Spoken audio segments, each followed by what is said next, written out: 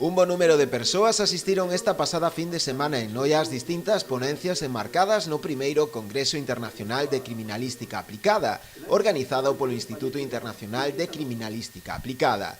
O evento reuniu na localidade a prestixiosos poñentes do mundo da criminalística, como destacou o propio alcalde noiés Santiago Freire na inauguración do Congreso. Y vamos a tener oportunidad de disfrutar a lo largo del fin de semana pues, de las disertaciones y de las ponencias de magníficos expertos como el propio coronel Pedro Baños, que va a abrir este Congreso. Imaginamos que a lo largo de la mañana se irán incorporando asistentes, porque sí que es cierto que un sábado a las 9 pues resulta un poco más complicado, más difícil asistir, pero estamos seguros que a medida que empiece con su disertación pues se irán incorporando el resto de asistentes.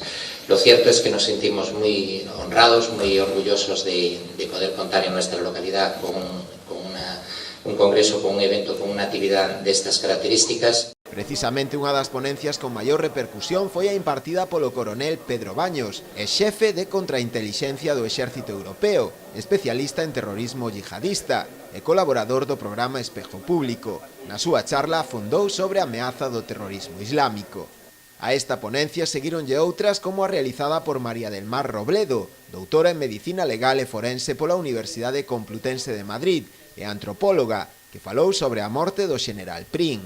Ou a de María Bermejo, doutora en Medicina e Cirurxía pola Universidade de Santiago, que explicou o papel do Laboratorio de Toxicoloxía Forense.